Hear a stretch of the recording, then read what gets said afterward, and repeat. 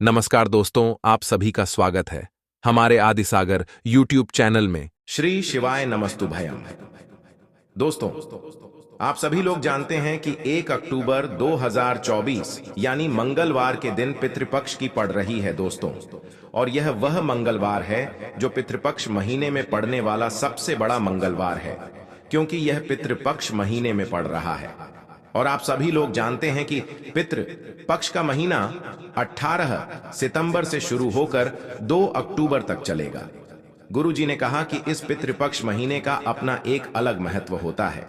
पितृपक्ष महीने में आपके पितर इस धरती पर आते हैं, और अगर हम उनको प्रसन्न करने के लिए कोई भी उपाय करते हैं तो वह आपसे प्रसन्न हो जाते हैं। तो दोस्तों, इस मंगलवार के दिन आपको यह उपाय अवश्य ही करना चाहिए। और दोस्तों, आप सभी लोग जानते हो, पितृपक्ष महीने मंगलवार का अगर सबसे बड़ा कोई उपाय है तो वह 7 चने की दाल वाला उपाय है। तो दोस्तों, इस पितृपक्ष महीने मंगलवार के दिन आप लोगों को इस 7 चने की दाल वाला उपाय को जरूर करना है। बहुत सारे लोग होंगे जिन लोगों ने इस उपाय को ना किया हो, मतलब पूरा साल निकल गया, उन्होंने किसी भी दिन इस 7 चने की दाल वाला उपाय को ना किया हो। पर दोस्तों, आपके पास एक आखिरी मौका बचा हुआ है, जो कि 1 अक्टूबर पितृपक्ष महीने मंगलवार के दिन है। तो इस दिन आप लोगों को इस वाले उपाय को जरूर कर लेना है, भले ही आपने पूरे साल भर इस उपाय को ना किया हो। पर अगर आपने श्राद्ध पक्ष महीने की पितृपक्ष महीने मंगलवार के दिन अगर इस वाले उपाय को कर लिया, तो आपको इस उपाय को करने का वह फल मिलेगा जिसकी आपने कभी कल्पना भी नहीं करी होगी। इसीलिए आप लोग इस वाले उपाय को एक बार जरूर कर लेना, ताकि आप लोगों के हाथ से यह मौका ना जा सके और आपको इस उपाय को करने का फल मिल सके। दोस्तों, यह उपाय पंडित जी ने अपनी अभी की ही शिव महापुराण की कथा में बताया है, जिस उपाय को आज हम आपको बहुत अच्छे से समझाने वाले हैं। इस वीडियो को देखने के बाद इस उपाय को समझने के लिए आपको कोई और वीडियो को देखने की जरूरत नहीं पड़ेगी। तो चलिए दोस्तों, उपाय को शुरू करते हैं। देखिए, यह इस पितृपक्ष महीने के मंगलवार के दिन यह इतना खास होता है, इतना महत्वपूर्ण होता है। देखा गया है, कभी कभी बड़े बड़े पूजा पाठ अनुष्ठान से जो मनोकामना पूर्ण नहीं होते, वह पितृपक्ष महीने के दिन एक छोटे से उपाय करने से ही आपकी मनोकामना पूर्ण हो जाती है। और बहुत सारे लोगों ने इस उपाय को किया भी है और उनको इस उपाय को करने का फल भी जरूर मिला है। अगर आप लोग भी इस उपाय को करना चाहते हैं तो आप इस उपाय को पहले अच्छे से समझ लेना, सुन लेना, उसके बाद करना। आपको इस उपाय का फल जरूर मिलेगा। और इस उपाय को कर लेने से आपके घर में चाहे किसी भी प्रकार की दुख और समस्या क्यों ना चल रही हो, आपको उसका कारण भी नहीं पता है कि भाई यह समस्या किस कारण से चल रही है। उसका कुछ भी कारण हो सकता है, जैसे पितृदोष हो सकता है या किसी भी तरह का मंगल दोष भी हो सकता है। तो इस दिन आप लोगों को 7 चने की दाल वाला उपाय कर लेना है। यह एक ऐसा उपाय है जिस उपाय को अगर किसी विशेष दिन पर किया जाए तो भाई उस विशेष दिन का जो है वह तो हमें मिलता ही मिलता है।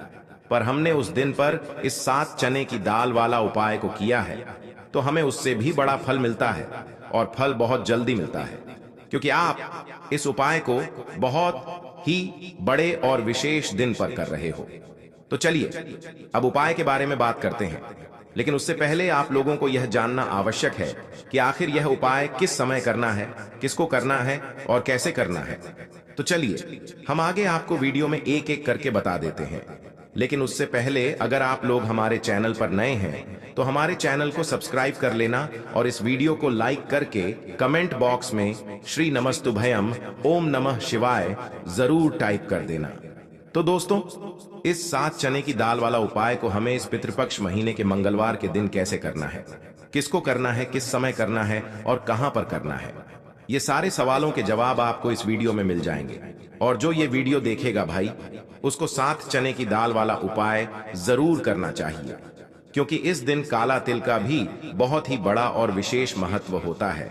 और जब बात आ जाए 7 चने की दाल वाला उपाय की, तो यह सोने पर सुहागा वाली बात हो जाती है और यह एक बहुत ही बड़ा उपाय हो जाता है इस पितृपक्ष महीने के मंगलवार का। तो अब दोस्तों, इस 7 चने की दाल वाला उपाय को आखिर करना किसको है, सबसे पहले हम लोग वह बात जान लेते हैं। तो देखो, घर की जो बड़ी माताएं बहनें होती हैं, उन माताओं बहनों में से कोई भी एक बड़ी माता बहन इस वाले उपाय को कर सकती है। और दोस्तों, अगर आप चाहे तो अपने घर में से सभी सदस्यों को भी इस उपाय को करवा सकते हैं। अगर किसी व्यक्ति की खुद की कोई मनोकामना है, खुद की कोई दुख और परेशानी है जो कि वह अपने लिए ही करना चाहता है, इस वाले उपाय को तो वह खुद अपने लिए भी कर सकता है। बाकी अगर कोई घर में से ऐसा है जो कि अपने पूरे घर परिवार की सुख और शांति के लिए यह वाला उपाय करना चाहता है, तो भाई वह भी कर सकता है। उसमें भी कोई दिक्कत वाली बात नहीं है। कहने का मतलब यह है कि इस उपाय को हर एक सदस्य भी कर सकता है और पूरे घर परिवार के सदस्य के लिए घर की बड़ी माताओं बहनों में से कोई एक माता बहन भी कर सकती है। माताएं बहनें अगर घर में उपस्थित ना हो या वह यह वाला उपाय न कर पा रही हो, तो फिर घर का कोई बड़ा सदस्य भी इस 7 चने की दाल वाला उपाय को कर सकता है, चाहे फिर वह पुरुष ही क्यों ना हो।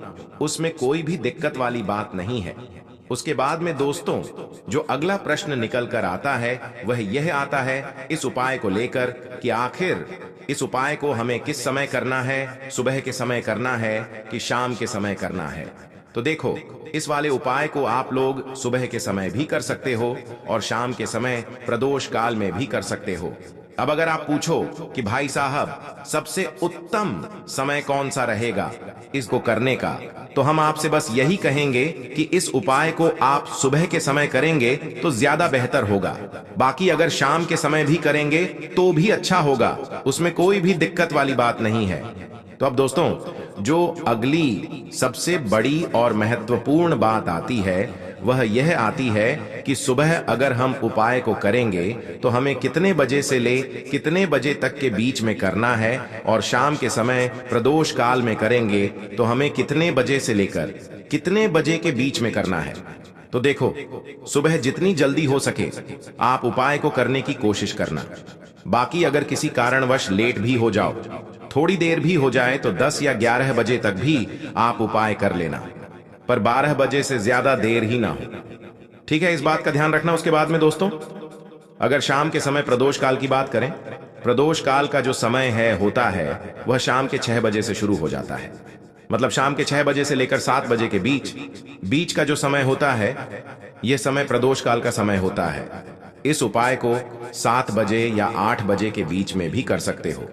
मतलब शाम के 6 बजे से रात 8 बजे के बीच में आप कभी भी इस वाले उपाय को कर सकते हो, उसमें कोई भी दिक्कत वाली बात नहीं है। दोस्तों अब देखिए, अगर किसी व्यक्ति से नाराज हो जाएं, किसी घर से नाराज हो जाएं, तो होता क्या है कि घर में धन से जुड़ी समस्याएं आने लगती हैं। पैसे को लेकर उस घर के लोग बहुत परेशान रहते हैं जहां पितृ नाराज हो। इसीलिए हमेशा अपने पितरों को आपको प्रसन्न रखना है, जिससे कि पितरों की आत्मा को शांति मिले और वह हमेशा आपको आशीर्वाद दें। अब यह जो पितृपक्ष के दिन होते हैं, इन दिनों में जब आप यह उपाय करेंगे जो हम आपको बताने वाले हैं, गौ माता से जुड़ा हुआ उपाय है। देखिए, गौ माता के अंदर हमारे पितरों का ही वास माना जाता है। गौ माता हो गई, कुत्ते हो गए हैं ना, पेड़ों में बरगद का पेड़ हो गया, पीपल का पेड़ हो गया, इन सभी में हमारे पितरों का वास माना जाता है। पक्षियों में कौवा हो गया, जिसके अंदर हमारे पितरों का वास माना जाता है।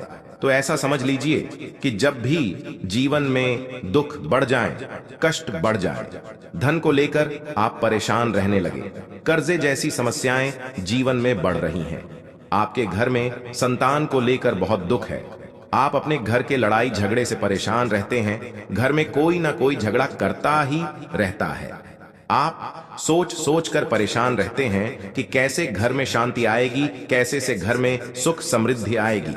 अब यह समझ लीजिए कि अगर घर में लगातार झगड़ा लड़ाई यह चीजें आपको देखने को मिल रही हैं, घर में आपके कोई भी व्यक्ति सुखी नहीं है, कर्जा घर में लोगों के सर पर है, तो पितृ आपके कहीं ना कहीं नाराज हैं।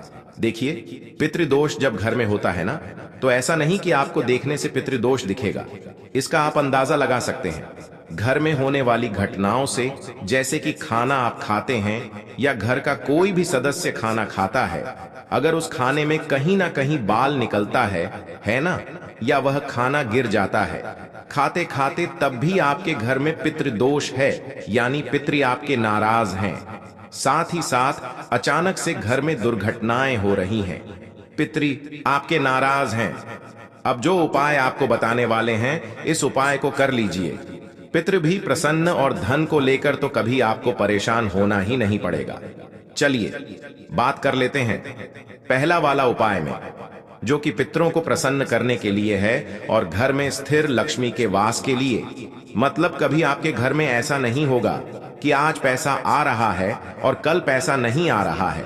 ऐसा बहुत सारे घरों में होता है कि पैसा आता है तो रुकता नहीं है, और अगर पैसा रुकता है तो फिजूल खर्ची बहुत होती है, धन की बर्बादी बहुत होती है, जिससे कि घर के सदस्य बहुत ही परेशान रहते हैं।